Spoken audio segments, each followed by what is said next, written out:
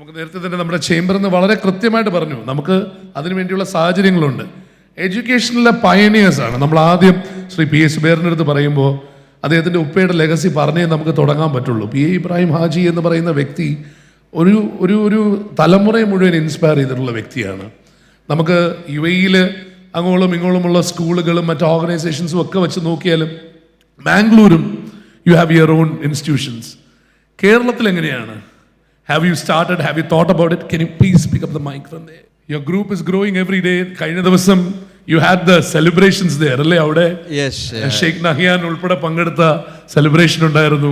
Absolutely. And so how do you see? ഇപ്പൊ അദ്ദേഹം പറഞ്ഞതുപോലെ do you think that investing in Kerala is an option for you right now? Do you see educational institutions coming in Kerala? Absolutely.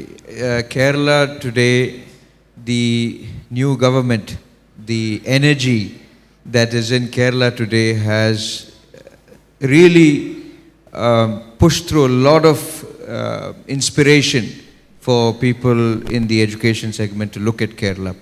We do have a couple of schools here. We have a school in Kannur, which has a branch in Varam and also in Talsheri. And we have a school in Malappuram, which is a girls' school. And we do see growth. We have nearly put together 3,500 students here in our schools alone. We have 6 colleges in Mangalore, and in a place, in a 65-acre campus called Pace Knowledge City, and we're on the verge of making it, a university as well. So what we see is, very importantly, the change in wind with the government and the leadership. The other day I was with my brother and I, we were with the Director General of Dubai Education Ministry. Yes. And what we keep feeling whenever we meet them is this leadership that they provide on a daily basis, the kind of transparency, the kind of approachability that they maintain, the kind of guidance they give on our every step. And this really helps us expand on a daily basis. Similarly, we are seeing such initiatives by the new government, and we hope that it will continue so that we can expand more and more. Wonderful, wonderful, and hopefully all the best. You've already put it out there. Now they can approach you as well. Chathannoor നമ്മുടെ അടുത്ത സ്കൂളിൻ്റെ കാര്യത്തിലും തീരുമാനം എടുക്കേണ്ടതുണ്ട് ഉറപ്പായും. Definitely, and PACE Foundation, the way you are going with it, the PACE group of institutions, all the best with that. Thank you. Of course, നമ്മളിനി reverse ആണ് ചോദിക്കേണ്ടത്, ഇവിടെ നിന്ന് അങ്ങോട്ട് പോകുന്നുണ്ടോ എന്നുള്ളതാണ്. Your business is basically in Kerala, അല്ലേ mister അവരാജ്? So have you any plans of expanding into other horizons, other മേഖലകൾ, അതേ മറ്റ് രാജ്യങ്ങളിലോട്ടോ ഒക്കെ ഉണ്ടോ? ഇപ്പം അതിനുള്ള പ്ലാൻ ഇല്ല. ഇവിടെ തന്നെ നല്ല സ്കോപ്പ് കിടക്കണം. മോഡിഫിക്കേഷൻ്റെ കാര്യങ്ങളൊക്കെ നടക്കുമോ? ഇവിടെ നടക്കും തീർച്ചയായിട്ടും. ഇവിടെ നമ്മുടെ നാട്ടിൽ അതിനുള്ള സ്കോപ്പുണ്ട്, അതിനുള്ള എല്ലാ ഇൻഫ്രാസ്ട്രക്ചറും ഉണ്ട്. ഇവിടെ ഫൈറ്റ് ചെയ്ത് ഇവിടെ വിജയിക്കണം. അതാണ് എൻ്റെ ഒരു കൺസെപ്റ്റ്. അതാണ് പാടെന്നാണോ പറഞ്ഞു? അത് തന്നെ, അതാണ് പാഠം. തീർച്ചയായിട്ടും യു എയിലൊക്കെ അതിനുള്ള സൗകര്യം ഉള്ളതുകൊണ്ട് വലിയ കുഴപ്പമില്ല. ഇവിടെ ഫൈറ്റ് ചെയ്ത് ജയിക്കുന്നതാണ് കാര്യം എന്നല്ലേ? അതെ. ബിജുടെ ഡോക്ടർ ബിജു ആബ്സല്യൂട്ട്ലി അതൊരു ഭയങ്കര സ്റ്റേറ്റ്മെന്റ് ആണ്. The chamber has to put through something for that. Definitely. Pass on the mic to Mr. Sanalkumar. പറഞ്ഞു, അതായത് again സനൽകുമാർ, മിസ്റ്റർ സനൽകുമാർ എന്നൊക്കെ വിളിക്കുമ്പോൾ പ്രശ്നമാണ്. കാരണം അച്ഛൻ്റെ സുഹൃത്താണ്. സനലങ്കിൽ നിന്ന് വേണം വിളിക്കാനായിട്ട്. അല്ല, അങ്ങനെ വിളിച്ചാൽ നന്നായിരിക്കുമെന്ന് എനിക്കും തോന്നുന്നു. തീർച്ചയായും സനലങ്കു പറയൂ. ഫിറ്റ്നസ് എന്ന് പറയുന്ന ഒരു മേഖലയും കൂടിയാണ്. അതെ. അല്ല, എനിക്ക് നമ്മുടെ ഗോപകുമാർ സാർ പറഞ്ഞ ഒരു പോയിന്റ്, ഈ കടബാധ്യത ഉള്ള ഒരു ബിസിനസ്സുകാരൻ, നമ്മൾ റിയലിസ്റ്റിക് ആയിട്ട് പറയാം. തീർച്ചയായും. നമ്മൾ പണ്ടൊരു പഴഞ്ചൊല്ലുണ്ടായിരുന്നു, വിത്തെടുത്ത് കുത്തുന്നു. അത് സഹിക്കാം, അത് സ്വന്തം വിത്താണ്. വിത്തിന് വെച്ചിരുന്ന നെല്ലെടുത്ത് കുത്തുകയാണ്. പക്ഷെ അടുത്ത വീട്ടിൽ പോയി 100 രൂപ കടം മേടിച്ചിട്ട് നമ്മൾ നമ്മുടെ വീട്ടിലെ കാര്യങ്ങൾ നടത്തുന്നു എന്ന് പറയുമ്പോൾ അവരെയും പെരുവഴിയിലാക്കുന്ന പണിയാണ്. അപ്പോൾ ഇവിടെ ഇപ്പോൾ നടന്നുകൊണ്ടിരിക്കുന്നത് എന്താണെന്ന് ചോദിച്ചു കഴിഞ്ഞാൽ, നമ്മളീ പറയുന്ന ലക്ഷം കോടികളുടെ കടബാധ്യതയാണ്. ഇത് ആര് വൈറ്റ് പേപ്പർ ഇറക്കി എന്നുള്ളതൊന്നും ഇവിടെ ഒരു വിഷയമല്ല. നമ്മൾ ധവളപത്രം ഇറക്കുന്നു. നമ്മളെപ്പോലുള്ള സാധാരണക്കാർക്ക് you don't know what exactly is the meaning of ധവളപത്രം. തീർച്ചയായും മനസ്സിലായില്ലേ? അപ്പോൾ ശരിക്കും പറഞ്ഞു കഴിഞ്ഞാൽ ഇപ്പോൾ ഇവിടെ ഇരിക്കുന്ന നമ്മുടെ സുഹൃത്തുക്കൾ, ഇവർ പലരും തൊഴിലെടുത്തിട്ട് പിന്നെ ബിസിനസ്സിലേക്ക് മാറിയവരായിരിക്കാം, ബിസിനസ് എസ്റ്റാബ്ലിഷ് ചെയ്തവരാണ്. പക്ഷെ ആ കൺട്രിയിൽ അവിടെ ഒരു സിസ്റ്റമുണ്ട്, അവിടെ ഒരു ഓഡിറ്റുണ്ട്, ഗവൺമെൻറ് ഓഡിറ്റുണ്ട്. ആ ഒരു സിസ്റ്റത്തിൽ പോകുന്നു എന്നുള്ളതുകൊണ്ട് തന്നെ നമുക്ക് അതിവിടെ ഇല്ല. അത് വരണം എന്നുണ്ടെങ്കിൽ ഇപ്പം നമ്മളൊക്കെ ഇവിടെ സർക്കസ് കാണിച്ച് നിൽക്കുകയാണ്. മനസ്സിലായില്ലേ? പിന്നെ നമുക്ക് പറയാം, ഇവിടെ സ്ട്രഗിൾ ചെയ്ത് ഒരുപാട് ലാപ്സസ് ഉണ്ട്. ഇതിപ്പോൾ നമ്മൾ ബ്ലെയിം ചെയ്യുന്നല്ല. അപ്പോൾ അതുകൊണ്ട് ഇപ്പോൾ എൻ്റെ പ്രിയ സുഹൃത്ത് മിസ്റ്റർ അബറാജിനോട് ചോദിച്ച മാതിരി ഗ്ലോബലി എക്സ്പാൻഡ് ചെയ്യണമെന്ന് ചോദിച്ചു കഴിഞ്ഞാലേ, ഇപ്പോൾ ഇവിടുത്തെ ഏറ്റവും വലിയ പ്രശ്നം എന്താണെന്ന് ചോദിച്ചു കഴിഞ്ഞാൽ അക്യൂട്ട് മാൻ പവർ ഷോർട്ടേജാണ്. അതിലേക്ക് പിന്നെ വരാം. അപ്പോൾ അല്ലെങ്കിൽ പിന്നെ ഞാൻ മാത്രം സംസാരിച്ച പോലെ ആയിപ്പോവും. അടുത്ത ആളിന് കൊടുക്കാനുള്ളത്. അത് പറയാൻ പറ്റിയ ഒരാൾ അവിടെ അത്ര ഇരിപ്പുണ്ട്. നമ്മൾ ഇവിടെ നിന്ന് മാൻ പവർ കൊണ്ട് വെളിയിൽ കൊടുക്കുന്ന ഒരാൾ അവിടെ ഇരിപ്പുണ്ട്. പക്ഷേ ഇവിടെ ജോലി ചെയ്യില്ലല്ലോ. അതെ, അതിവിടെ ലോഞ്ച് ചെയ്യുന്നില്ല. അതിവിടെ ലോഞ്ച് ചെയ്യാൻ പറ്റില്ല. കാരണം ഒരു കാര്യം മനസ്സിലാക്കേണ്ടത്, നമ്മൾ സാധാരണ മിഥുൻ എന്ത് ചെയ്യുന്നു എന്ന് ചോദിച്ചു കഴിഞ്ഞാൽ മിഥുൻ ഒരു ആങ്കറാണെന്ന് പറയും. പക്ഷെ നമ്മുടെ ഇവിടുത്തെ മലയാളികളോട് ചോദിക്കുമ്പോൾ പറയുന്നത് എന്ത് ചെയ്യുന്നു? ഞാൻ സൗദിയിലാണ്, രാജ്യത്തിൻ്റെ പേര് പറഞ്ഞ് അഭിമാനം കൊള്ളുകയാണ്, തൊഴിൽ പറയുന്നില്ല. മനസ്സിലായില്ലേ? എന്ത് ചെയ്യുന്നു? ഞാൻ സിംഗപ്പൂരാണ്. അപ്പോൾ എന്താണ് അവരുടെ അടിസ്ഥാനപരമായ കാരണം? ഇവിടെ ഞാൻ ഈ ഇരിക്കുന്ന നമ്മുടെ സഹോദരങ്ങളെ സാക്ഷി നിർത്തി പറയുന്നൊരു കാര്യം, ഞാൻ താമസിക്കുന്നതിൻ്റെ തൊട്ടടുത്ത് മുബാരക്ക് എന്ന് പറഞ്ഞൊരു ഹോട്ടലുണ്ട്. ഒരു സാധാരണ ഹോട്ടലാണ്. അവിടെ വർക്ക് ചെയ്യുന്ന 6 പേരും പിന്നെ ഹിന്ദിക്കാരാണ്. അപ്പോൾ ആ കട നടത്തുന്ന സായിപ്പനോട് ചോദിച്ചു, പിന്നെ സാറേ ഞാൻ ഒരു 15 ദിവസം കടയടച്ചിടാൻ പോവാണ്. ഞാൻ പറഞ്ഞു എന്ത് പറ്റി? അതിൽ യമനിൽ ഒരുത്തൻ്റെ കല്യാണമാണ്, അതിൽ ഗൗഹാട്ടി പോകാനാണ്. ഞാൻ പോയാൽ എങ്ങനെ ഇരിക്കും? ഞാൻ പറഞ്ഞു തീർച്ചയായിട്ടും പോകണം, അവരെ കൊണ്ടാണ് ഈ സ്ഥാപനം നടത്തുന്നത്. അപ്പോൾ നിങ്ങൾ പോയില്ല എന്നുണ്ടെങ്കിൽ ഇത് വഴിയാതരാവും. അങ്ങനെ അയാൾ ഇവിടുന്ന് പോയി, കല്യാണത്തിന് പോയി. പുള്ളി തിരിച്ച് 15 ദിവസം എന്നുള്ളത് 20 25 ഇയാളെ കണ്ടില്ല. ഇയാൾക്ക് ആസ്മയുടെയൊക്കെ അസുഖമുള്ള ആളാണ്. ഇയാൾ തിരിച്ചു വന്നപ്പോൾ ഇങ്ങനെ കൊഞ്ചു പോലെ ഇരിക്കുന്നു. അപ്പോൾ ഞാൻ ചോദിച്ചു എന്ത് പറ്റി സാഹിബേ? സാറേ ഒന്നും പറയണ്ട, ഞാൻ നാണം കെട്ട് നാറിപ്പോയി. ഞാൻ ഗൗഹാട്ടി സ്റ്റേഷനിൽ ഇറങ്ങിയപ്പോൾ ഒരു 10-200 പേര് സ്റ്റേഷനിൽ ഇയാളെ റിസീവ് ചെയ്യാൻ. ഇയാളെ ഹോട്ടലിൽ നിന്ന് ചായക്കട, ഹോട്ടൽ എന്നൊക്കെ പറഞ്ഞു കഴിഞ്ഞാൽ കുറച്ചുകൂടി എലിവേറ്റഡ് ഫോമായി, ചായക്കടയിൽ നിന്ന സ്റ്റാഫിൻ്റെ കല്യാണമാണ്. അപ്പോൾ റെയിൽവേ സ്റ്റേഷനിൽ ഇയാൾ വിവാഹം കഴിക്കാൻ പോകുന്ന പെൺകുട്ടിയുടെ അച്ഛനും അമ്മയും ബന്ധുക്കളെല്ലാം ഇയാളെ റിസീവ് ചെയ്യാൻ വന്നൊക്കെയാണ്. ഇയാൾ ശരിക്കും പറഞ്ഞു കഴിഞ്ഞാൽ അവരുടെ കണ്ണിൽ ഇയാളൊരു മിനി യൂസഫലിയാണ്. മനസ്സിലായില്ലേ?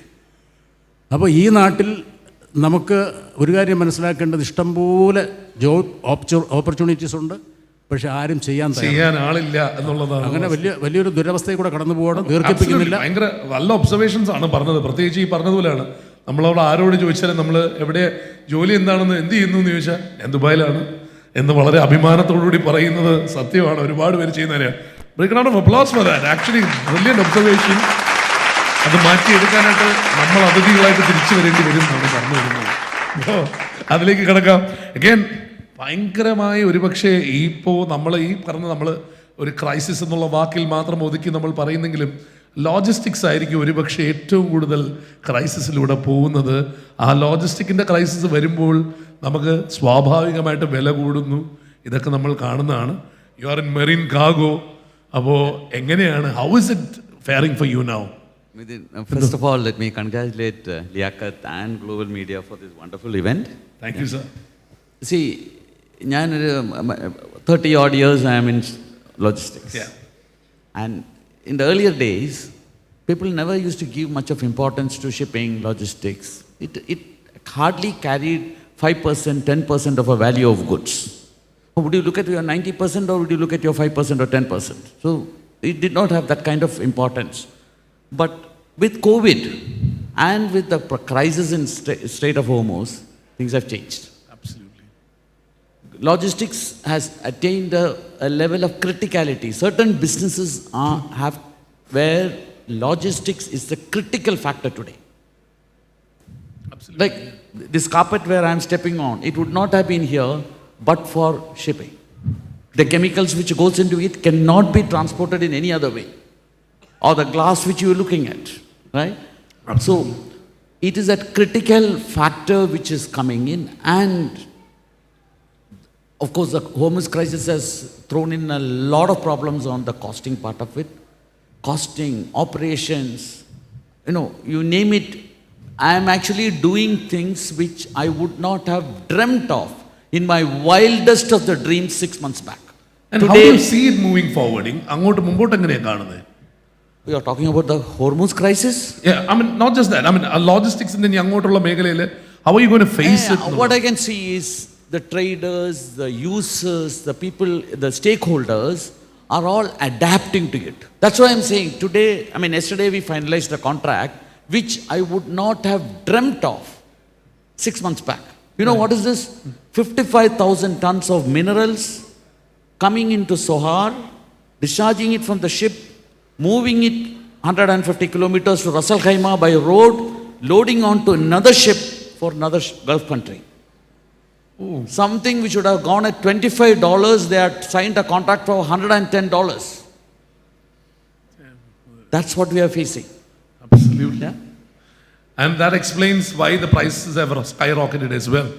A container of chicken from Mumbai to UAE was $800, $850 before the crisis.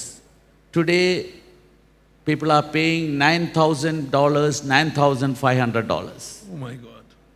That's what it is. Can't even compare. Hopefully everything comes back Now, to... if I get into the operational details, you will We go will mad. take the whole day. Listen. You will go mad. But again, congratulations on your award. ആ Storm weather ചെയ്യുന്നത് കൊണ്ടാണല്ലോ ഈ award നൽകി നമ്മൾ ആദരിക്കുന്നത്. Thank you. And ഞാൻ പറഞ്ഞു നമ്മുടെ representative from Qatar ആണ് ഇരിക്കുന്നത്. And again, നമ്മൾ യു എ എന്നൊക്കെ പറയുന്നെങ്കിലും Qatar is also definitely affected. നമുക്ക് അറിയാവുന്നത് പോലെ തന്നെ ലോകത്തിന്റെ തന്നെ നാച്ചുറൽ ഗ്യാസിന്റെ ഇത്രയും പെർസെൻറ്റേജ് അവിടെ നിന്ന് വരുമ്പോൾ, ആൻഡ് റൈറ്റ്ഫുള്ളി സെഡ്, ഇത് പറയുമ്പോൾ പൈപ്പ് ലൈനുകളാണല്ലോ ഏറ്റവും കൂടുതൽ എഫക്റ്റഡ് ആവുന്നത്. അപ്പോൾ and you are in that industry as well. So tell me, how is it going to be? ഇപ്പോൾ പൈപ്പ് ഇൻഡസ്ട്രീസിൽ ഖത്തർ യു എയിൽ നമ്മൾ ചെയ്യുന്ന ബിസിനസ്സിൽ പൊതുവിലൊരു നെഗറ്റീവ്, അതായത് ഈ ഒരു വാറുമായി ബന്ധപ്പെട്ട് നെഗറ്റീവ് ഫാക്ടർ ഉണ്ടായിരുന്നു. പക്ഷേ നമ്മളതിലൊന്നും സ്റ്റിക്ക് ഓൺ ചെയ്യുന്നില്ല. ഇപ്പം ഞാൻ ഇന്ത്യയിൽ ഓൾറെഡി സ്റ്റാർട്ട് ചെയ്തു. Wonderful. Congratulations. Carpediem industries private limited എന്നുള്ള പേരിൽ ഇപ്പോൾ ലാൻഡ് അക്വയർ ചെയ്യുന്ന ഒരു പ്രോസസ്സിലാണ്. സൂൺ നമുക്കിവിടെ ചെയ്യാൻ പറ്റും.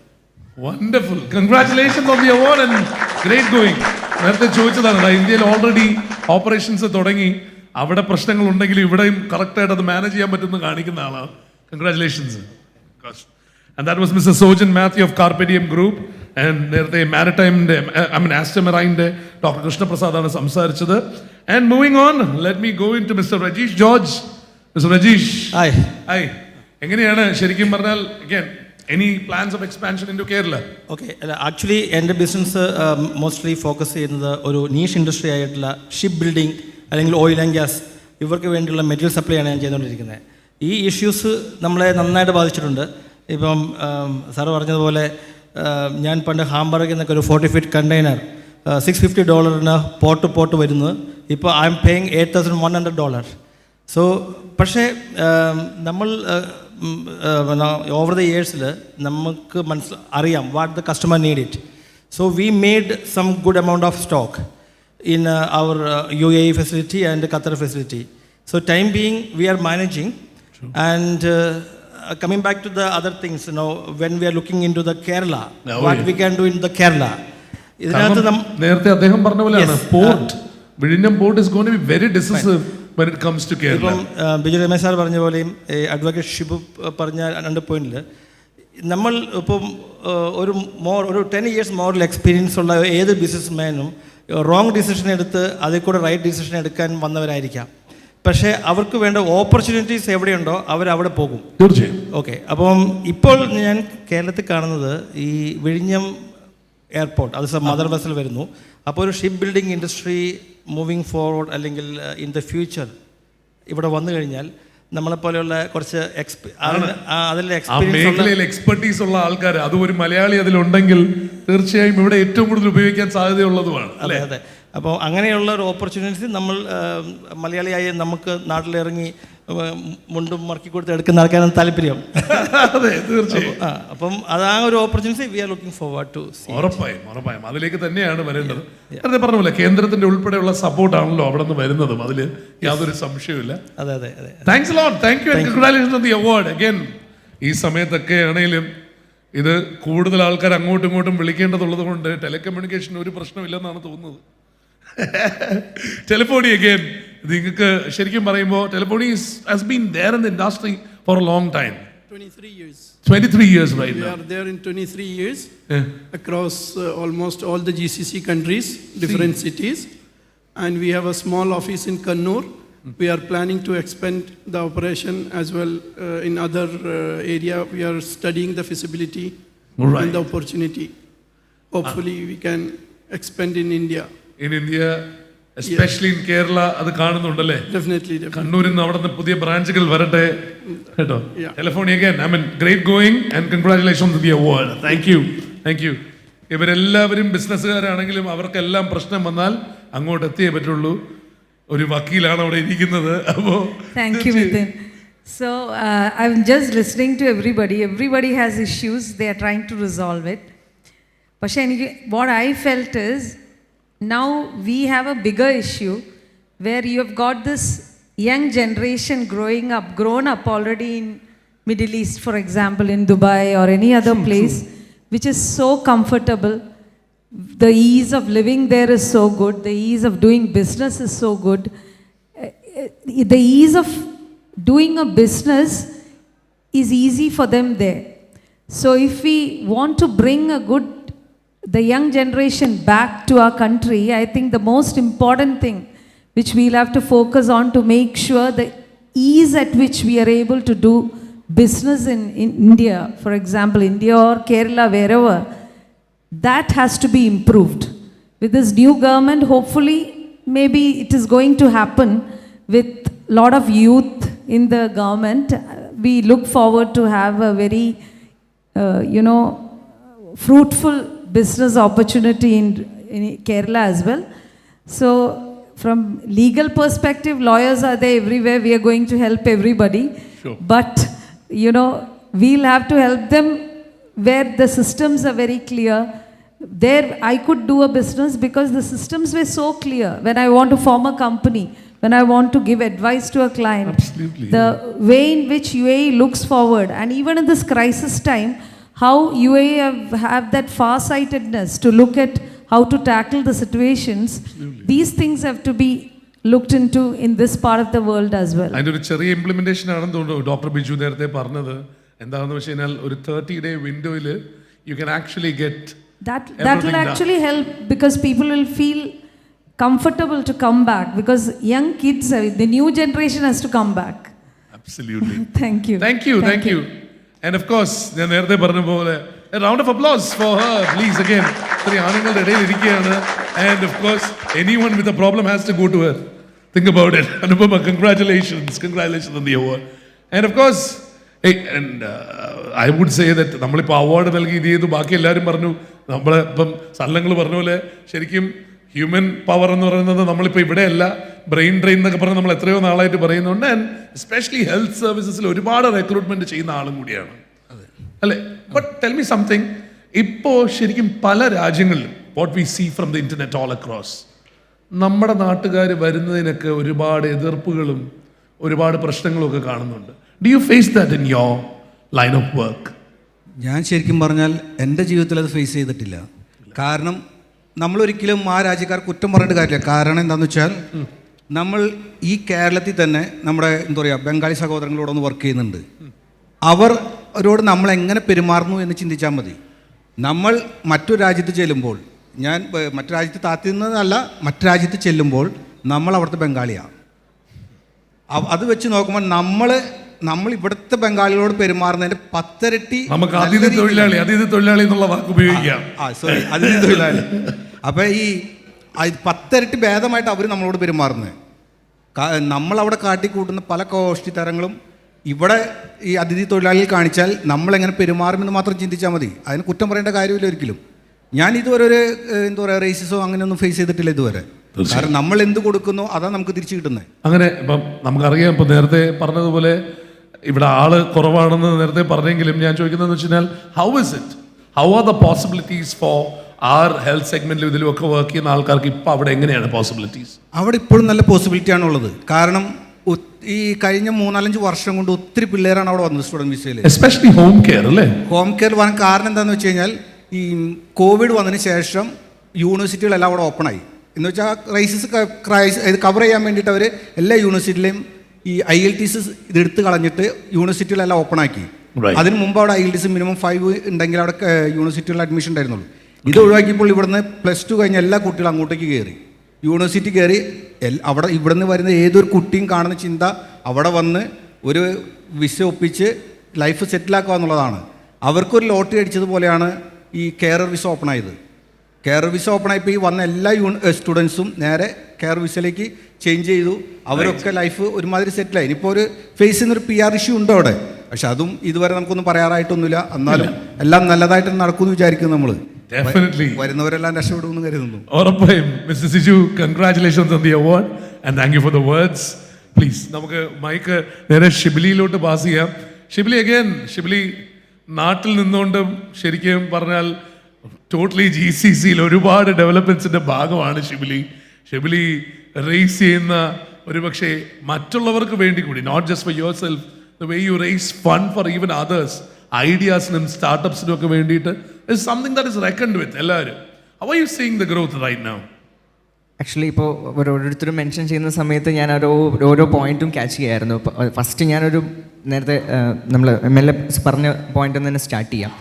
ശരിക്കും ഇവിടെ ഒരുപാട് പേര് NRIs ഉണ്ട്.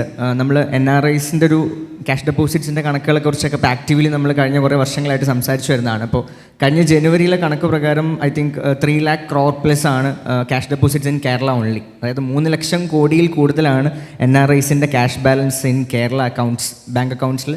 ഈവൻ FD പോലും അല്ലാതെ ക്യാഷ് ബാലൻസിൽ കിടക്കുന്ന എമൗണ്ട് എന്ന് പറയുന്നത് അൺയൂസ്ഡ് ആൻഡ് അൺയൂട്ടിലൈസ്ഡ്. കാരണം നമുക്കറിയാം മണി എന്ന് പറയുന്ന ഫാക്ടർ എപ്പോഴും like it's needs to flow. അതൊരു സ്റ്റെക്ക് ചെയ്ത് നിൽക്കേണ്ട ഒരു സംഗതി അല്ലല്ലോ. അപ്പം അങ്ങനെ ഒരു ക്യാപിറ്റൽ ഇവിടെ എത്തിയിട്ടുള്ളതുണ്ട് പല കാരണത്താൽ, ഫോറിൻ റെമിറ്റൻസിൻ്റെ കാര്യങ്ങളാണെന്നുണ്ടെങ്കിലും അല്ലെങ്കിൽ അവിടെയുള്ള ക്രൈസിസ് സിനാരിയോസ് ആണെങ്കിലൊക്കെ. ബട്ട് ആ ക്യാപിറ്റലിനെ യൂട്ടിലൈസ് ചെയ്യാനുള്ള ഫെസിലിറ്റീസ് കേരളത്തിന് ഒരുപാട് ഇനിയും ഡെവലപ്പ് ചെയ്യേണ്ടതുണ്ട്. ആൻഡ് നമ്മൾ ആ ഒരു ഡെവലപ്മെൻറ്റിലൂടെ നോക്കുന്ന സമയത്ത് ഒരുപാട് പോസിറ്റീവായിട്ടുള്ള റെസ്പോൺസുകൾ കഴിഞ്ഞ ഒരു 1 to 2 ഇയേഴ്സിൻ്റെ അകത്ത് നമുക്ക് വന്നിട്ടുണ്ട്. അപ്പോൾ അതിനുള്ള ഇൻഫ്രാസ്ട്രക്ചർ ആണെങ്കിലും ഫെസിലിറ്റീസ് ആണെങ്കിലും ഒരുപാട് ഇമ്പ്രൂവ്മെൻറ്റ്സുകൾ വന്നുകൊണ്ടിരിക്കുന്നുണ്ട്. പക്ഷേ അതിൽ ഞാൻ മനസ്സിലാക്കുന്ന ഒരു കാര്യം എന്ന് പറയുന്നത്, ഇപ്പോൾ കേരളത്തിനെ സംബന്ധിച്ചിടത്തോളം ഇപ്പോൾ നമ്മൾ ദുബായ് ഒക്കെ വെച്ച് കമ്പയർ ചെയ്യുന്ന സമയത്ത്, ഇപ്പോൾ ദുബായ് എന്ന് പറയുന്നൊരു അത്രയും, അല്ലെങ്കിൽ UAE എന്ന് പറയുന്ന ഒരു നാഷണാലിറ്റി അത്രയും വലിയ രീതിയിൽ ഗ്രോത്ത് വന്നിട്ടുള്ളത് അതൊരു ജംഗ്ഷൻ ഫോർ ദ ബിസിനസ്സസ്, അല്ലെങ്കിൽ ഓൾ ബിസിനസ്സസിനൊരു ജംഗ്ഷനായിട്ട് ആക്ട് ചെയ്ത് ആ ഒരു ഫെസിലിറ്റേഷൻ എന്നുള്ള രീതിയിലാണ്, അല്ലെങ്കിൽ ആ ഫെസിലിറ്റേറ്റ് ചെയ്തു എന്നുള്ളതിലാണ് അത്രയും വലിയൊരു ഗ്രോത്ത് കൊണ്ടുവരാൻ വേണ്ടി പറ്റിയിട്ടുള്ളത്. അതിലൊരിക്കലും ആ ഒരു ഗവേണൻസ് മാത്രമല്ല, അവിടെ ഒരു പ്രൈവറ്റ് എന്നുള്ളൊരു എലമെൻറ്റും കൂടി വളരെയധികം വർക്ക് ചെയ്തിട്ടുള്ളതുണ്ട്. ഗവൺമെൻറ് അതിനുള്ള അക്സെപ്റ്റൻസ് അവിടെ കൊടുത്തിട്ടുള്ളതെന്നുള്ളതാണ്. സോ അതേ രീതിയിലുള്ള ഒരു അക്സെപ്റ്റൻസ് നമ്മളിവിടെ കേരളത്തിലും അതുപോലെ തന്നെ ഇന്ത്യയിലും ഇപ്പോൾ നമ്മൾ എക്സ്പെക്ട് ചെയ്യുന്നുണ്ട്. അതിൻ്റെ ഒരുപാട് മാറ്റങ്ങൾ ഇപ്പോൾ റീസെൻ്റ്ലി ബജറ്റിൽ കണ്ടിട്ടുള്ള കേരള ഇൻവെസ്റ്റ്മെൻറ്റ് പ്രവാസി ട്രസ്റ്റ് ഫണ്ട് പോലത്തെ ഇനീഷ്യേറ്റീവ്സുകൾ വരുന്നുണ്ട്. അതുപോലെ തന്നെ നമുക്ക് ലാൻഡ് ഗവൺമെൻറ് ഇൻവെസ്റ്റ് ചെയ്തുകൊണ്ട് പ്രൈവറ്റിന് ഡെവലപ്മെൻറ്റിന് ഇൻവൈറ്റ് ചെയ്യുന്ന ഷെയർ ഹോൾഡിംഗ് ആയിട്ടുള്ള രീതിയിലുള്ള പ്രൊജക്റ്റുകളുടെ കോൺസെപ്റ്റുകൾ വരുന്നതുണ്ട്. അപ്പോൾ അത്തരത്തിൽ ഒരുപാട് ഇന്നോവേറ്റീവ് ആയിട്ടുള്ള കോൺസെപ്റ്റുകളിലോട്ട് നമ്മളുടെ ഈ ഒരു ഫെസിലിറ്റീസ് വരുന്നു. പിന്നെ അതുപോലെ തന്നെ ലോജിസ്റ്റിക്സിലാണെന്നുണ്ടെങ്കിലും പോർട്ട് എന്നുള്ള ഫെസിലിറ്റി വരുമ്പോൾ ഇതൊരു ജംഗ്ഷനായിട്ട് ആക്ട് ചെയ്യാനും, ഈവൻ നമ്മളിപ്പോൾ ഓരോ ഇൻഡസ്ട്രീസ് നോക്കുമ്പോൾ അഗ്രികൾച്ചർ ആയിക്കോട്ടെ, സ്പേസ് ആയിക്കോട്ടെ, അങ്ങനെ കേരളത്തിനെന്ന് പറയാൻ പറ്റുന്ന കുറേ അഡ്വാൻറ്റേജസ് ഉള്ള ഇൻഡസ്ട്രീസ് ഉണ്ട്. ശരിക്കും ഇതിൻ്റെ പോർട്ട് ആൻഡ് ലോജിസ്റ്റിക്സും ഇൻഫ്രാസ്ട്രക്ചറും കണക്ട് ചെയ്തുകൊണ്ട് ഇതിനെ കൃത്യമായി ഡെവലപ്പ് ചെയ്യാൻ പറ്റുകയാണെങ്കിൽ ഈ പറയുന്ന ഡെവലപ്മെൻറ്റ്സ് എല്ലാം ഗവൺമെൻറ് വന്ന് ചെയ്യണം, അല്ലെങ്കിൽ ഫെസിലിറ്റി നമുക്ക് ചെയ്തു തരണം എന്ന് നമ്മൾ വാശി പിടിക്കുന്നതിനേക്കാൾ അപ്പുറത്തോട്ട് പ്രൈവറ്റ് ആയിട്ടുള്ള നമ്മൾ കുറേ ആൾക്കാരുടെയും കൂടി റെസ്പോൺസിബിലിറ്റിയാണ് ടു ഡു ദ ബിസിനസ് അല്ലെങ്കിൽ ടു ദ ഇൻവെസ്റ്റ്മെൻറ്റ്സ്. ഇപ്പോൾ നേരത്തെ പറഞ്ഞ പോലെ തന്നെ ഇപ്പോൾ യങ്ങർ ജനറേഷൻ്റെ ഒരു സിനാരിയോ പറയുമ്പോഴാണെങ്കിലും, ഇപ്പോൾ ഞാൻ UAE പോയിട്ട് പ്രോഗ്രാംസിൽ സംസാരിക്കുമ്പോൾ അവിടെ പറയുന്നതാണ്, ഇപ്പോൾ നമ്മൾ ജിദ്ദയിൽ അന്ന് പ്രോഗ്രാമിനൊക്കെ സംസാരിച്ചൊരു പോയിന്റ് ആയിരുന്നു, NRIസിൻ്റെ അവിടെയുള്ള ഒരു എക്സ്പീരിയൻസ്ഡ് ആയിട്ടുള്ള NRIs-ൻ്റെ ഒരു മക്കളെ അല്ലെങ്കിൽ നാട്ടിലോട്ട് പറഞ്ഞയക്കുകയാണെങ്കിൽ 1-2 മാസം അവരോട് നിൽക്കും. അതിലപ്പുറത്തോട്ട് അവർക്ക് ഇവിടെ സർവൈവ് ചെയ്യാൻ പറ്റില്ല. കാരണം അവിടെ അവർ നിന്നിട്ടുള്ള ഒരു ലൈഫ് സ്റ്റൈലോ അല്ലെങ്കിൽ ഫെസിലിറ്റിയോ, ഇവിടെ വലിയ രീതിയിലുള്ള വീടോ ഫെസിലിറ്റിയോ ഒന്നും കിട്ടിയിട്ട് കാര്യമില്ല. അതിന് പുറത്തേക്ക് വരുമ്പോൾ ഇൻഫ്രാസ്ട്രക്ചർ, അപ്പോൾ അതിൽ കുറേ ലിമിറ്റേഷൻസ് അവർക്കുള്ളതുണ്ട്. അപ്പോൾ അവർക്ക് അവിടെ കിട്ടുന്ന ഒരു ലൈഫ് സ്റ്റൈൽ, കൾച്ചർ, അതിനനുസരിച്ച് നമ്മളുടെ കൾച്ചർ കോംപ്രമൈസ് ചെയ്യാതെ തന്നെ അത് ബാലൻസ്ഡ് ആയിക്കൊണ്ടുള്ള ഡെവലപ്മെൻറ്റ് നമുക്കിവിടെ കൊണ്ടുവരേണ്ടതുണ്ട്. അത് നമ്മളുടെയും കൂടെ റെസ്പോൺസിബിലിറ്റിയാണ് ടു ദ. അപ്പോൾ അതിന് ഉള്ളൊരു വലിയ ക്യാപിറ്റൽ നമ്മളിവിടെ എത്തിച്ചിട്ടും അതിന് യൂട്ടിലൈസ് ചെയ്യപ്പെടുന്നില്ല. അതിന് ഓഫ് കോഴ്സ് റിസ്ക് റിട്ടേൺ മാത്രം സംസാരിച്ചാൽ പോരാ, റെസ്പോൺസിബിലിറ്റി ഉള്ള സിസ്റ്റംസ് ഇവിടെ അവെയറായി വരേണ്ടതുണ്ട്. ബിസിനസ്സുകളായിക്കോട്ടെ, ബിസിനസ് എക്കോസിസ്റ്റംസ് ആയിക്കോട്ടെ, ഇവർ വരേണ്ടതുണ്ട്. അതിനെ സപ്പോർട്ട് ചെയ്യേണ്ട ക്യാപിറ്റലും ഇവിടെ ഇൻവോൾവ്ഡ് ആവണം. കാരണം മറ്റുള്ള ഗ്ലോബൽ ഇൻവെസ്റ്റ്മെൻറ്റ് ഫേംസ് അല്ലെങ്കിൽ പ്രൈവറ്റ് ഇക്വിറ്റീസൊക്കെ, ഞാൻ മലബാറിൽ നിന്ന് വരുന്ന ഒരാളെന്ന നിലയിൽ അവിടെ ഇപ്പോൾ ഒരുപാട് ഗ്ലോബൽ ഇൻവെസ്റ്റ്മെൻറ്റ് ഫേമുകൾ അല്ലെങ്കിൽ private equities actively investments in health care ആണെന്നുണ്ടെങ്കിലും അതുപോലെ തന്നെ മൾട്ടിപ്പിൾ ഇൻഡസ്ട്രീസിൽ ചെയ്യുന്നുണ്ട്. പക്ഷേ സ്റ്റിൽ നമുക്ക് നല്ലൊരു ക്യാപിറ്റൽ പൂൾ ഇവിടെ ഉണ്ട്. നമ്മളുടെ തന്നെ ആളുകൾ പുറത്തുപോയി അധ്വാനിച്ചും ബിസിനസ് ചെയ്തും കൊണ്ടുവന്ന് വെച്ചിട്ടുള്ളൊരു ക്യാപിറ്റൽ പൂൾ ഉണ്ട്. അതിന് നല്ല രീതിയിൽ യൂട്ടിലൈസ് ചെയ്യാൻ പറ്റുകയാണെങ്കിൽ, ഫെസിലിറ്റേറ്റ് ചെയ്യാൻ പറ്റുകയാണെങ്കിൽ ഒരുപാട് ഹ്യൂജ് ആയിട്ടുള്ള ഡെവലപ്മെൻറ്റ്സ്, ഒരുപാട് നീഡി ആയിട്ടുള്ള ഡെവലപ്മെൻറ്റ്സ് കൊണ്ടുവരാൻ പറ്റും. Good school of thought. ഉറപ്പായും അത് പറയുമ്പോൾ ആണ് നമുക്ക് എല്ലാവർക്കും ആ റെസ്പോൺസിബിലിറ്റി ഉണ്ട് എന്നുള്ളതാണ്. ഫെസിലിറ്റേഷനാണ് ഗവൺമെൻറ്റിൻ്റെ ഭാഗത്ത് നിന്ന് വരേണ്ടത് എന്നുള്ളത് തന്നെയാണ്. Thank you and of course thanks a lot for all the insightful words and congratulations on the win. ഡയറക്റ്റായിട്ട് നിങ്ങൾക്ക് സംസാരിക്കാനുള്ള ഒരു വിൻഡോ തന്നെ ഓപ്പൺ ആക്കിയിട്ടുണ്ട്. So please, the introductions have been done. Now to take it forward is all up to you. And of course ഗവൺമെൻറ്റിൻ്റെ ഭാഗത്തു നിന്നും ചേംബറിൻ്റെ ഭാഗത്തു നിന്നുള്ള എല്ലാത്തരം സപ്പോർട്ടും ഇവിടെ നിന്ന് കിട്ടുന്നതുമായിരിക്കും. Thank you gentlemen, thank you. And that one lady sitting, Anupama, congratulations on the win. Thank you. Please return to your seats. Let me call in the next set.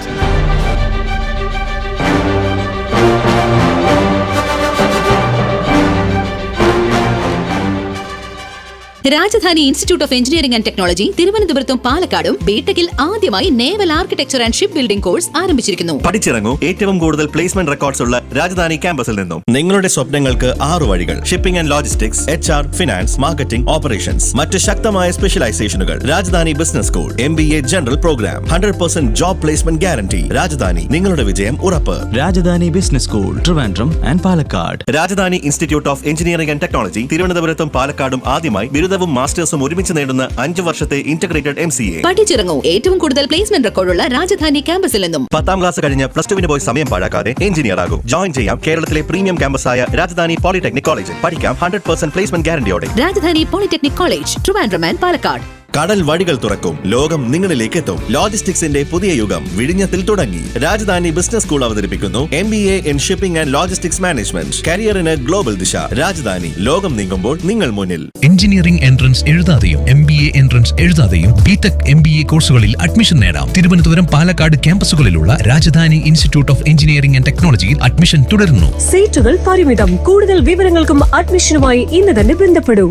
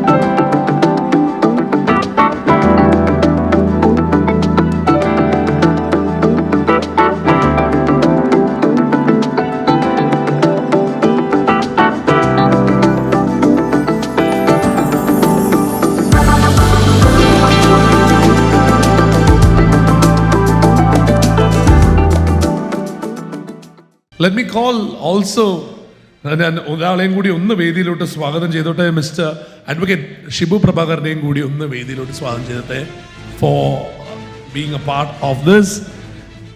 And now from Mithun's Money Market, can I have Mithun G. Panikasheri onto the stage? Mithun, can I have you onto the stage? ഒന്നില്ലേ തിരിച്ച് Yeah. And of course, Miss Shaila Dev. Miss Shaila, can I have you on the stage? Mr. Harish Kumar. Mr. Harish, can I have you onto the stage?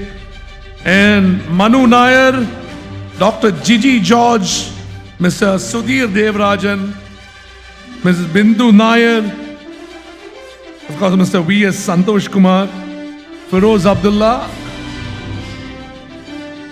and Vinod Nambiar.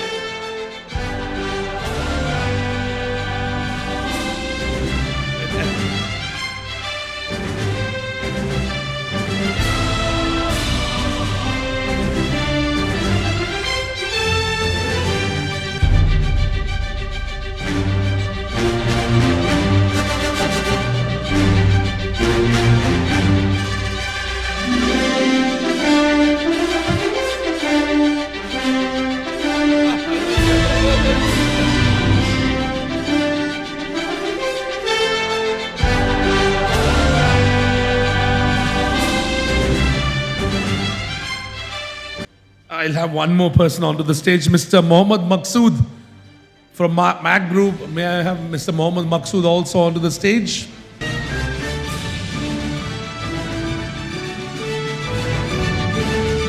Sir, welcome.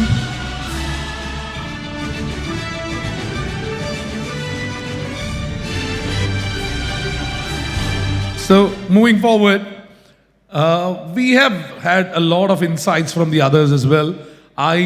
Can I have the mic passed on to the first person sitting here, Mr. Mohammad Maqsood? Can I please ask you to pass on the mic to the first person sitting here? And ladies and gentlemen, when I asked in the first place, is there anyone who doesn't understand Malayalam? There is one person who is a non-Malayali in the group, and that is Mr. Mohammad Maqsood. Congratulations on the award, sir. How do you feel being here in Kerala? Have you been to Kerala before? First of all, I would like to thank everyone. This award and this recognition means a lot for us.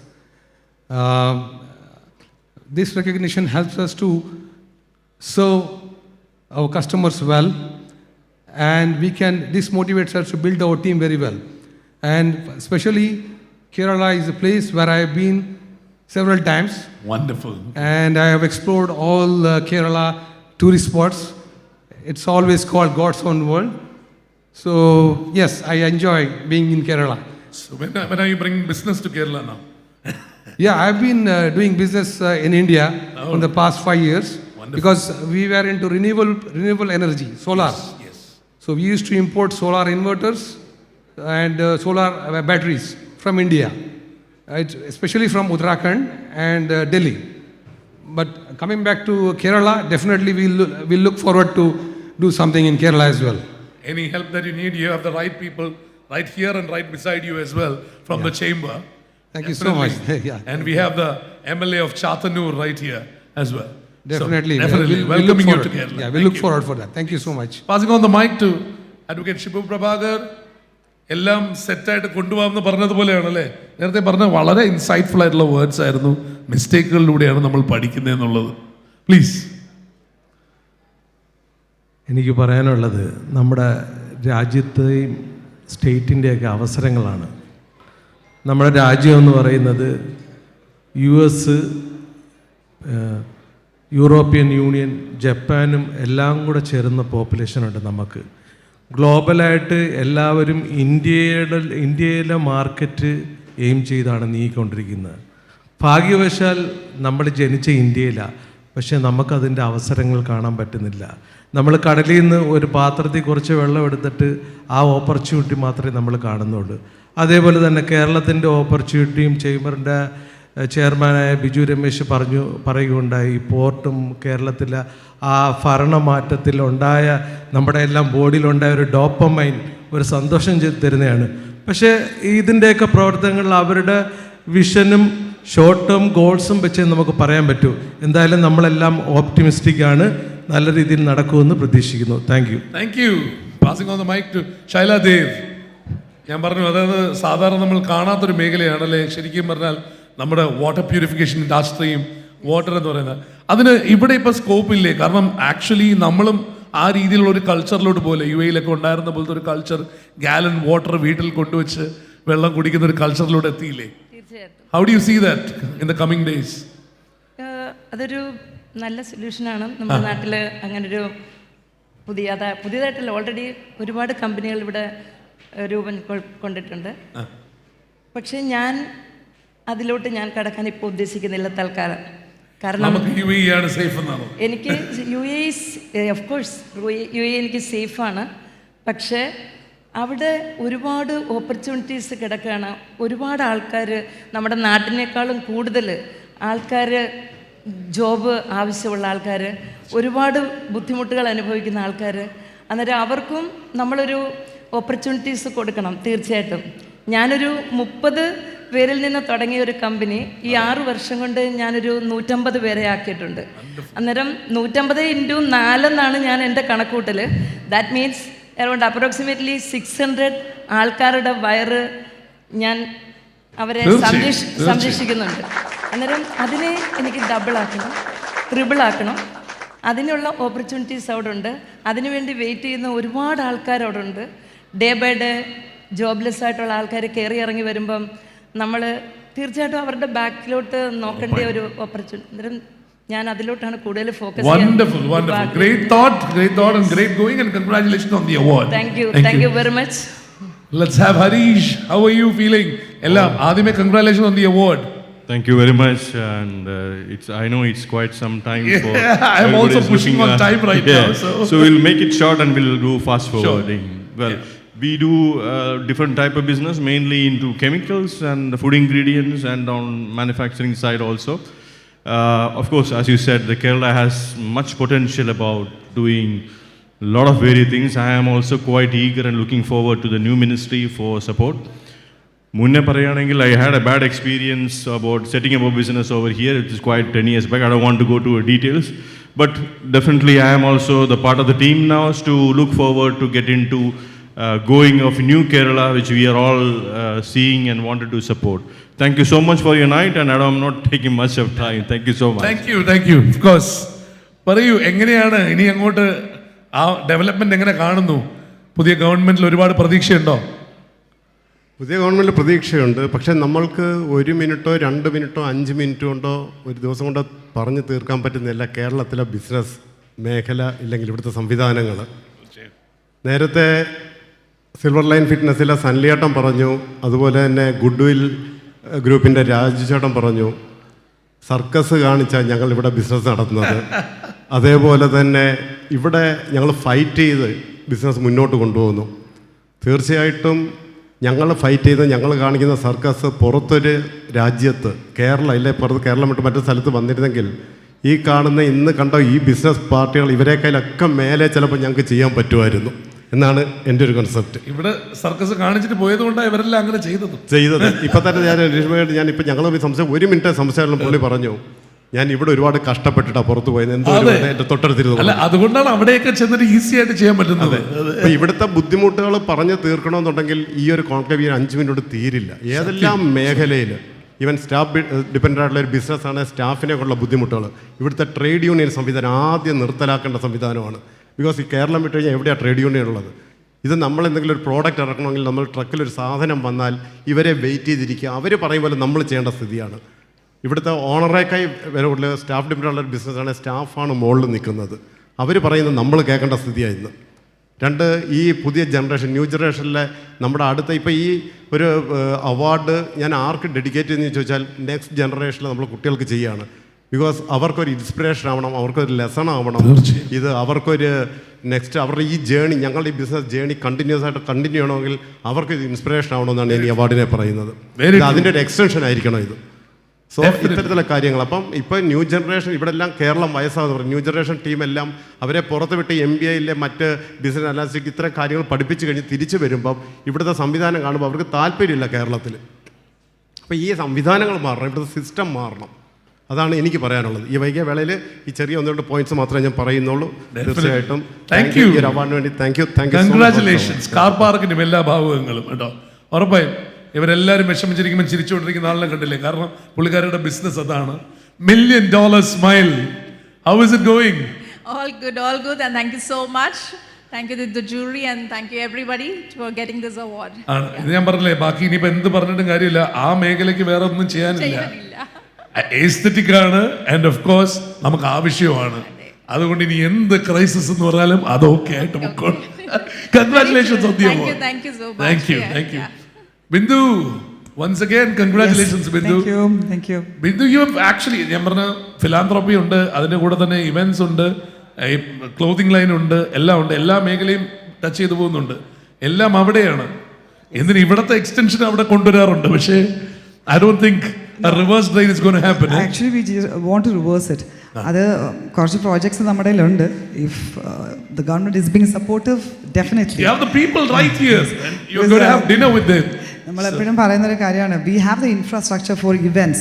I would say events because I think in the coming future Indian event industry is going to be a different level, and we being like കേരളത്തിൽ ഇത്രയും whether it is a natural structure or architectural structures ആണെങ്കിലും നമുക്ക് വേറൊരു സെറ്റപ്പിൻ്റെ ആവശ്യമില്ല. You got my point. Of course. So ഇപ്പോൾ ബാക്കിയുള്ളിടത്തൊക്കെ നടക്കുന്ന പോലെ like you have the Jodhpur Riff coming up. We have a lot of things to do. So that's like event tourism. Those are the projects that you want to actually bring in, alle? Yes, definitely. All the best. Given a chance. Yeah, of course. Thanks. Given a chance illalo. The chance is already open. Yeah. Just presence, But, see, rather than being a private one, I would rather say it should be something from the government itself, you know. Maybe that it becomes subsidized more on a larger scale, bringing in tourists. It works. Of course. Yeah. Congratulations on the Thanks. award and thank Thank you. you. Thank you for the words. Manu, Mr. Manu, how are you? All good, Midhun. And of course, again, this is something that is a no-brainer. AI is taking over the world. Cybersecurities are something that we all need. Even with all the crises, I mean, nothing matters. Cybersecurity is, I mean, spams are going all across the world. What do we look forward in those things? ഞാൻ കുറച്ച് dilute ചെയ്ത് പറയാം. മിഥുന് ഹാക്കിങ്ങിന് പേടിയുണ്ടോ? പേടിയുണ്ട് പിന്നെ. Okay. Do you have smart devices in your home? Of course. You have a smartwatch? No, I've stopped using them. So you use face detection? Yeah, of course. Okay, right? So now you are using all these things for your identification. True. That means face detection, finger, all those things, right? Yeah. But on the other side, what you are coming is AI. Yeah. So somebody can create a Midhun, a copy of Midhun. Yeah. So if that happens, and if that copy bypasses your thing, you are done. True. Right? How that That's fine. That's fine. I'm just giving you an example. Totally kidding. So how you are going to prevent that? See, what we do, there is a difference in others do. So I am coming from a background, we are doing cyber for critical infrastructures.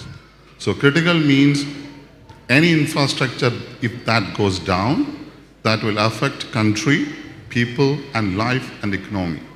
So those kind of infrastructures are not worried about data. So traditional IT is all about data. True. So we have antivirus, firewalls. Yes. So we don't believe in that. So we started when the firewall got compromised. That means the last stage, the last mile of operation, unhackable technology. So when we talk about unhackable, we remove the layer of complexities. We don't have software, we don't have TCP/IP. From there, we build the communication. So that's what the confidential data. ഈ സാധനങ്ങൾ മറ്റ് ഗവൺമെന്റുകളുമായി discuss ചെയ്തിട്ടുണ്ടോ? So these are all confidential data. Yeah.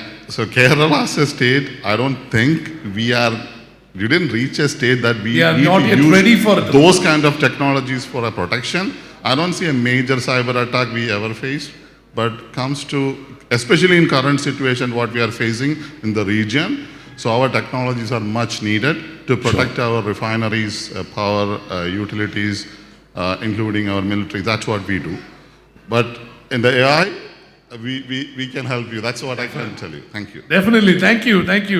നമ്മൾ നേരെ തിരിച്ച് അതൊരു ഫിലാന്ത്രോപ്പിക്കൽ അവാർഡാണ് അവിടെ കിട്ടിയിരിക്കുന്നത്. അമ്മ charitable organisation. Congratulations on the award. Thank you sir. ഇനിയും അങ്ങനെ തന്നെ മുന്നോട്ട് പോകാൻ സാധിക്കട്ടെ. ഇന്ന് നമ്മളെയൊക്കെ പ്രതികരിക്കുന്ന ഏറ്റവും വലിയൊരു വിഷയം എന്ന് പറഞ്ഞാൽ കേരളത്തിൽ ആരും തന്നെ പൈസ ഇൻവെസ്റ്റ് ചെയ്യാൻ തയ്യാറാവുന്നില്ല ഒരു ബിസിനസ് തുടങ്ങുന്നതിന് വേണ്ടി. അത് എന്തുകൊണ്ട്? അതൊരു പ്രധാന ചോദ്യമാണ്. അതുപോലെ തന്നെ കഴിഞ്ഞ കുറേ വർഷം പുറകോട്ട് പോയാൽ നമ്മുടെ കേരളത്തിലാണ് ഏറ്റവും കൂടുതൽ അനാഥാലയങ്ങൾ ഉണ്ടായത്. എന്തുകൊണ്ട്? അതുപോലെ നമ്മുടെ കുട്ടികൾ ഇവിടെ പഠിച്ചു കഴിഞ്ഞാൽ പുറം രാജ്യങ്ങളിൽ പോവുകയും അവർ തിരിച്ചു വരാൻ തയ്യാറാകുന്നതുമില്ല. എന്തുകൊണ്ട്? 15 വർഷം പുറകോട്ടെടുത്താൽ കൊല്ലം ജില്ലയെ സംബന്ധിച്ചിടത്തോളം ഏറ്റവും കൂടുതൽ കയർ തൊഴിലാളികളും കാഷ്യൂ ഫാക്ടറികളും ഉണ്ടായിരുന്ന ഒരു സ്ഥലമാണ് കൊല്ലം ജില്ല. ഇന്ന് അതിൻ്റെ അവസ്ഥ എവിടെ പോയി നിൽക്കുന്നു? ഇതൊക്കെ പ്രധാനപ്പെട്ട ചോദ്യങ്ങൾ തന്നെയാണ്. ശരിക്കും പറഞ്ഞാൽ നമ്മുടെ ജില്ലയിലെ MLA ഉണ്ട് ഇവിടെ. അതെ അതെ, സാറ് ഇപ്പോഴല്ലേ MLA ആയുള്ളൂ. അപ്പം നമ്മുടെ നിയമരീതി, നിയമ സംഹിത ഉടച്ചു വാർക്കണം. എങ്കിൽ മാത്രമേ കേരളത്തിന് ഒരു നിലനിൽപ്പുണ്ടാവൂ. നന്ദി, നമസ്കാരം. Thank you. ഉറപ്പായും congratulations. And Mithun, congratulations. Thank you bro. Mithun, ഒരു I mean the last 4 or 5 years the way you have mentored around 10,000 ആൾക്കാരെ മെന്റർ ചെയ്തിട്ടില്ലേ ഇപ്പോൾ, അല്ലേ? Midhun, first of all thank you to all the participants. ഈ തിരുവനന്തപുരം സൗണ്ട് അടിക്കുന്നുണ്ട്, ഗംഭീരമാണ്. തിരുവനന്തപുരം എനിക്ക് ഏറ്റവും പ്രിയപ്പെട്ട സ്ഥലമാണ്. ഞാൻ ജീവിതത്തിൽ ആദ്യമായിട്ട് ജോലി സ്റ്റാർട്ട് ചെയ്ത് ടെക്നോ പാർക്കിലായിരുന്നു. അവിടെ US ടെക്നോളജിയിലായിരുന്നു ആദ്യമായിട്ട് ഞാൻ വർക്ക് സ്റ്റാർട്ട് ചെയ്ത് 15 വർഷങ്ങൾക്ക് ശേഷം. ഞാൻ ആലോചിക്കുകയായിരുന്നു, അവിടെ തുടങ്ങി പിന്നെ ദുബായിലേക്ക് മാറി. ഇപ്പോൾ 10-60 സ്റ്റാഫുകൾ, 5 ബ്രാഞ്ചുകൾ, ഫിനാൻഷ്യൽ മാർക്കറ്റ്സിൽ 8 രാജ്യങ്ങളിൽ ഓപ്പറേഷൻസ് കൊടുക്കുമ്പോൾ മിഥുൻ പറഞ്ഞ പോലെ തന്നെ തിരുവനന്തപുരത്ത് നമ്മൾ തുടങ്ങി ഇവിടെ പഠിച്ച് പാഠങ്ങളും ഇതിൻ്റെ എക്സ്പീരിയൻസ് തന്നെയാണ് നമുക്ക് മുതൽക്കൂട്ട് UAE പോയപ്പോഴേക്കും. അപ്പോൾ ഏറ്റവും ഒരു പ്രിയപ്പെട്ട മൊമെൻ്റാണ് കാണുമ്പോഴേക്കും. പിന്നെ ഞാൻ നിൽക്കുന്ന മേഖല ഫിനാൻഷ്യൽ മാർക്കറ്റ്സ്, സ്റ്റോക്സ്, ഗോൾഡ്, ഇതെല്ലാം തന്നെയാണ്. സ്വർണ്ണക്കടകൾ, അതുപോലെ തന്നെ അക്കാഡമീസ്, പഠിക്കാനുള്ള കാര്യങ്ങൾ, ഇതൊക്കെയാണ് ചെയ്യുന്നത്. അപ്പോൾ എൻ്റെ ഒരു കാഴ്ചപ്പാടിൽ എന്ത് ജിയോ പൊളിറ്റിക്കൽ ഇഷ്യൂ ഉണ്ടെങ്കിലും money is like a water. വെള്ളം പോലെയാണ് മണി ഒഴുകിക്കൊണ്ടേയിരിക്കും. അപ്പോൾ എവിടെയാണോ ഇൻവെസ്റ്റേഴ്സിനും ഓപ്പർച്യൂണിറ്റി ഉള്ളത്, അത് ഏത് രാജ്യമാണെങ്കിലും ഏത് അവസരമാണെങ്കിലും ഒഴുകിക്കൊണ്ടിരിക്കും. ദുബായിലെ ഏറ്റവും വലിയ പ്ലസ് പോയിൻ്റ് എന്ന് വെച്ച് കഴിഞ്ഞാൽ Dubai has A finest financial infrastructure and Kerala and India has A finest talent pool. So if you combine the talent pool and the financial infrastructure, it can be a great financial corridor in the coming years, and we are here to support for all the people in India and Dubai. Thank you and congratulations on the award. And of course, Vinodata, how are you? എല്ലാം ഗംഭീരമായിട്ട് പോകുന്നില്ലേ വിൻട്രോൺ? ഗംഭീരമായിട്ട് പോകുന്നുണ്ട്. I am the last person, so hope വളരെ happy. They are tolerant, please. So how do you see എങ്ങനെ കേരളത്തിലോട്ട് have you already ഇപ്പോൾ investments ഉണ്ടോ, developments വരുന്നുണ്ടോ, എങ്ങനെയാണ്? ഡെവലപ്മെന്റ് കേരളത്തിൽ ഇല്ല എന്ന് പറയാൻ പറ്റില്ല. പക്ഷേ ഏത് ഗവൺമെന്റ് വന്നു കഴിഞ്ഞാലും അതൊരു ഫ്ലോ ആണ്. അത് റിവർ ഒഴുകണ മാതിരിയാണ്. ഇപ്പോൾ സീസണൽ ചേഞ്ചിൽ ചില ഫ്ലോ കൂടും കുറയും. പക്ഷേ ഒരേ ഡയറക്ഷനിൽ തന്നെ പോകുന്നത്. ഏത് ഗവൺമെൻറ് മാറ്റാൻ പഴയ പ്ലാൻ മാറ്റാൻ പറ്റില്ല. ഇപ്പോൾ സെൻട്രൽ ഗവൺമെൻറ് ഇപ്പോൾ ഈയിടെ ഇപ്പോൾ ചില പൊളിറ്റിക്സ് നടക്കുന്നുണ്ടല്ലോ. അപ്പോൾ സെൻട്രൽ ഗവൺമെൻറ് റൂൾ വെച്ച് കഴിഞ്ഞാൽ ഫ്ലോ നടക്കും. അപ്പോൾ ഡെവലപ്മെൻറ്റ് എന്തായാലും ഉണ്ടാവും. അപ്പോൾ അതില്ലാന്ന് പറ്റില്ല. പക്ഷേ അതിൻ്റെ ഫ്ലോയിൽ ഏറ്റക്കുറച്ചിൽ ഉണ്ടാവുന്നത് മാത്രമേ ഉണ്ടാവുള്ളൂ. അപ്പോൾ ആ ഫ്ലോയിൽ കൂടാൻ താല്പര്യമുണ്ടോ? ഇൻവെസ്റ്റ് ചെയ്യുന്നുണ്ടോ കേരളത്തിൽ? അത് കുറച്ച് തീരുമാനിക്കാറായിട്ടില്ല, പുതിയ ഗവൺമെൻറ് വന്നിട്ടല്ലേ ഉള്ളൂ. പക്ഷേ എന്തൊക്കെയാണ് ഓപ്പർച്യൂണിറ്റീസിനൊരു ലിസ്റ്റ് ഇപ്പോൾ ചേംബർ ഓഫ് കോമേഴ്സ് തരികയാണ്. ഇന്ന് ഓപ്പർച്യൂണിറ്റി എന്ത് ബെനിഫിറ്റ്, അത് ആസ് എ ബിസിനസ് മാൻ നമ്മൾക്ക് ഇവിടെ ഇൻവെസ്റ്റ് ചെയ്ത് കഴിഞ്ഞാൽ എന്ത് ബെനിഫിറ്റ്, എത്ര സ്പീഡായിട്ട് കാര്യങ്ങൾ നടക്കും, അതിൻ്റെ ടൈം ലൈൻ എല്ലാം നമുക്ക് കറക്റ്റായിട്ട് തരികയാണെങ്കിൽ ഇൻവെസ്റ്റ് ചെയ്യാൻ കൂടുതൽ ആൾക്കാർ വരും. ഇപ്പോൾ നേരത്തെ പറഞ്ഞ മാതിരി ഇൻവെസ്റ്റ് ഇല്ല, എല്ലാം അങ്ങനെ പറഞ്ഞിട്ടുണ്ട്. പക്ഷേ കേരള ഒരു ഇൻഡസ്ട്രിയലി ബാക്ക്വേർഡ് സ്റ്റേറ്റാണ്. പക്ഷേ ഈ മിഥുൻ പറഞ്ഞ മാതിരി ടാലൻ്റ് ആയിട്ടുള്ള ഒരുപാട് ആൾക്കാർ ഇവിടെയുണ്ട്. അപ്പോൾ ആ കാര്യങ്ങളിൽ കൂടുതൽ ഫോക്കസ് ചെയ്തിട്ടുള്ള ബിസിനസ് ആയിരിക്കും കൂടുതൽ കേരളത്തിന് ബെനിഫിറ്റ്. അല്ലെങ്കിൽ ഇവിടെ എൻവയോൺമെൻറ്റൽ പ്രശ്നമെല്ലാം വരും. ഇവിടെ ഇൻഡസ്ട്രീസൊക്കെ വന്ന് വരുന്ന പല പ്രോബ്ലങ്ങൾ വരും. അപ്പോൾ ഇവിടുത്തെ നേച്ചർ വെച്ചാൽ ടൂറിസമാണ്. അപ്പോൾ അങ്ങനത്തെ കാര്യങ്ങൾ ഫോക്കസ് ചെയ്തിട്ടുള്ള ബിസിനസ് ആയിരിക്കും ഇവിടെ കൂടുതൽ അട്രാക്ട് ആവുക. ഡെഫിനറ്റ്ലി. താങ്ക് യു വിനോദ, congratulation on the award. And before നമുക്ക് കൺക്ലൂഡ് ചെയ്യാനായിട്ട് നമ്മുടെ MLA ആണ് നമുക്ക് ഇവിടെ ഒരു ജനപ്രതിനിധി ആയിട്ടുള്ളത്. അദ്ദേഹത്തിനോട് തന്നെ മൈക്ക് കൊടുക്കാം. സർ, തീർച്ചയായും സർ ഇപ്പോൾ പറഞ്ഞതിലെല്ലാം നമുക്ക് മനസ്സിലാവുന്നുണ്ട്. നമ്മൾ സെൻട്രൽ ഗവൺമെൻറ് ശരിക്കും പറഞ്ഞാൽ ഭയങ്കര, ഇപ്പം നേരത്തെ പറഞ്ഞതുപോലെ തന്നെയാണ്, നമ്മൾ വളരെ കൃത്യമായി ഇവിടേക്ക് കൊണ്ടുവരാൻ ശ്രമിക്കുന്നു. പക്ഷെ അതാത് സ്റ്റേറ്റ് ഗവൺമെൻറ്റുകൾ കൂടെ ഒതിച്ച് നിന്നാൽ മാത്രമേ നമുക്ക് ഇന്ത്യയിൽ ഇൻവെസ്റ്റ് ചെയ്യുമെന്ന് പറയുമ്പോൾ അത് എവിടെ എന്ന് നോക്കുമ്പോൾ അതിൽ കേരളവും കൂടി ഇൻവോൾവ് ആയിട്ട് വരുള്ളൂ. എങ്ങനെയാണ് സാർ ഈ പുതിയ ഗവൺമെൻറ്, പ്രത്യേകിച്ചും രണ്ട് പാർട്ടികളായി നിൽക്കുന്നതാണെന്നുള്ളത് അറിയാം, പക്ഷേ ഒരു രാജ്യം എന്നുള്ളത് ഒരുമിച്ച് തന്നെയാണല്ലോ മുന്നോട്ട് പോകുന്നത്. എങ്ങനെയാണ് സാർ ഇതിനെ കാണുന്നത്? പുതിയ ഗവൺമെൻറ്റിൻ്റെ നയങ്ങളിൽ സെൻട്രലിൻ്റെ സപ്പോർട്ട് എങ്ങനെയായിരിക്കും കൂടുതലായി കാണുന്നത്, പ്രത്യേകിച്ചും ഭരിക്കുന്ന ഒരു പാർട്ടിയുടെ വക്താവ് കൂടിയാണെന്നുള്ള രീതി? അല്ല, ഞാൻ പറഞ്ഞതുപോലെ വികസന കാര്യത്തിൽ രാഷ്ട്രീയമൊന്നുമില്ല. ഒരു പൊതു നിലപാട് കേന്ദ്ര ഗവൺമെൻറ്റും അങ്ങനെ തന്നെയാണ്. ഇവിടെ പറഞ്ഞ കാര്യങ്ങളിൽ അധികം പേരും കേരളത്തിൽ ഇൻവെസ്റ്റ്മെൻറ്റ് നടത്താൻ അത്രയ്ക്ക് വലിയ താല്പര്യം കാണിക്കുന്നില്ല. തീർച്ചയായും അത് തന്നെയാണ്. എനിക്ക് ശ്രദ്ധിക്കപ്പെട്ടൊരു പോയിന്റ് ഇവിടെ പറഞ്ഞത്, ഞങ്ങൾ കേരളത്തിൽ കാണിച്ചിട്ടുള്ള സർക്കസ് വേറെ ഏതെങ്കിലും രാജ്യത്ത് കാണിച്ചിരുന്നെങ്കിൽ ഇതിനേക്കാൾ വലിയ നേട്ടം ഉണ്ടാകുമായിരുന്നു എന്നൊരു അഭിപ്രായ പ്രകടനം ഇവിടെ വന്നു. തീർച്ചയായും. ഏറ്റവും അവസാനം സംസാരിച്ച് അദ്ദേഹം സൂചിപ്പിച്ച എന്താണ്, കേരളത്തിൽ ഇൻവെസ്റ്റ്മെൻറ്റ് നടത്തുന്നതിനെക്കുറിച്ച് ഞങ്ങൾ ഒന്നും കൂടി ആലോചിക്കണം. മാത്രമല്ല പറഞ്ഞതിൻ്റെ ഒരു പൊതു അഭിപ്രായം, ഞങ്ങൾ മുതൽ മുടക്കിയാൽ എന്ത് റിട്ടേൺസ് ഉണ്ടാവും, അത് ഏതൊരു സംരംഭത്തിൻ്റെയും ചിന്തയാണ്. തീർച്ചയായും. അതുകൊണ്ടാണ് ഞാൻ നേരത്തെ പൊതു കടത്തെക്കുറിച്ച് ഞാൻ സൂചിപ്പിച്ചത്. കേരളത്തിൻ്റെ മുഖ്യമന്ത്രി നിയമസഭയിൽ പറഞ്ഞത്, ഞാൻ പറഞ്ഞതുപോലെ ബാംഗ്ലൂർ മോഡൽ, ഈ സംരംഭകരെ വേണ്ട സഹായങ്ങൾ ചെയ്തു കൊടുക്കും. ഗവൺമെൻറ്റിന് സ്വന്തമായിട്ട് ഒരു സംരംഭവും തുടങ്ങി മുന്നോട്ട് പോകാൻ കഴിയില്ല ഈ സാമ്പത്തിക കടത്ത് നിൽക്കുമ്പോൾ. അപ്പോൾ ഈ സംരംഭകരെ വേണ്ട പ്രോത്സാഹനം കൊടുക്കുകയാണെങ്കിൽ മാത്രമേ നമ്മുടെ സംസ്ഥാനം കടക്കെണിയിൽ നിന്നും മാറത്തുള്ളൂ, നമ്മുടെ സംസ്ഥാനത്തിൻ്റെ നികുതി വർധനവും ഉണ്ടാകത്തുള്ളൂ. അധിക ടാക്സ് ഏർപ്പെടുത്തി മുന്നോട്ട് പോകാൻ ഇനി സംസ്ഥാനത്തിന് കഴിയില്ല. അതുകൊണ്ട് തന്നെ ഒരു സ്ഥിരമായി വരുമാനമുണ്ടാക്കത്തക്ക തരത്തിൽ ലാഭകരമായ വ്യവസായ സംരംഭങ്ങൾ അത് പോകണം. നേരത്തെ മറ്റൊരു കാര്യത്തെക്കുറിച്ച് പറഞ്ഞു, ടൂറിസം മേഖല. ശരിയാണ്, കേരളത്തിന് ഒരുപാട് സാധ്യതകൾ ടൂറിസം മേഖലയിലുണ്ട്. ഇപ്പോൾ ഞാൻ ചാത്തന്നൂരിനെ സംബന്ധിച്ച് പറയുകയാണെങ്കിൽ ഇപ്പോഴത്തെ ബഡ്ജറ്റിൽ ടൂറിസവും കാർഷിക മേഖലയുമായി ബന്ധപ്പെട്ട ചില നിർദ്ദേശങ്ങൾ ഞാൻ ചാത്തന്നൂരിന് വേണ്ടി ബഡ്ജറ്റിൽ ഉൾപ്പെടുത്തി.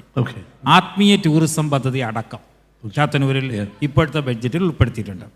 അവിടെ മുഖ്യമന്ത്രി എടുത്ത നിലപാടുണ്ട്, അതിനെയൊക്കെ പ്രോത്സാഹിപ്പിച്ചിട്ടുണ്ട്. ചാത്തന്നൂരിൽ അത്തരം കാര്യങ്ങൾ ബഡ്ജറ്റിൽ ഉൾപ്പെടുത്തുന്നതിൽ അദ്ദേഹം പ്രത്യേകം താല്പര്യം കാണിച്ചിട്ടുണ്ട്. അപ്പോൾ അതുപോലെ ഒരു തുറന്ന മനസ്ഥിതിയോടുകൂടി കേരളം ഇനിയെങ്കിലും വികസന കാര്യങ്ങളിൽ, വ്യവസായ സംരംഭങ്ങളിൽ, ടൂറിസം മേഖലയിൽ, നേരത്തെ മറ്റൊരു കാര്യത്തെക്കുറിച്ച് പറഞ്ഞു, ഒരു വിദ്യാഭ്യാസ സ്ഥാപനം, ഞാൻ കണ്ണൂരിൽ വിദ്യാഭ്യാസ സ്ഥാപനം നടത്തുന്നു, അത് ലാഭകരമായി നല്ല രീതിയിൽ മുന്നോട്ട് കൊണ്ടുപോകാൻ പോകുന്നു. അപ്പോൾ വിജ്ഞാന വിസ്ഫോടനം നടത്തുമെന്നാണ് കേരളത്തിൻ്റെ മുഖ്യമന്ത്രി അദ്ദേഹത്തിൻ്റെ നയപ്രഖ്യാപന പ്രസംഗത്തിലും ബഡ്ജറ്റ് പ്രസംഗത്തിലും പറ്റുന്നത്. കേരളത്തിന് അതുപോലെ സാധ്യതയാണ്. ഇപ്പോൾ കേരളത്തിലെ ഉന്നത വിദ്യാഭ്യാസ രംഗത്തിൽ നിന്ന് പോയ അധ്യയന വർഷം 7500 സീറ്റുകൾ ഒഴിഞ്ഞു കിടക്കുന്നു. ഇദ്ദേഹം ഒരു സെൽഫ് ഫിനാൻസിങ് കോളേജ് നടത്തുന്നയാളാണ്.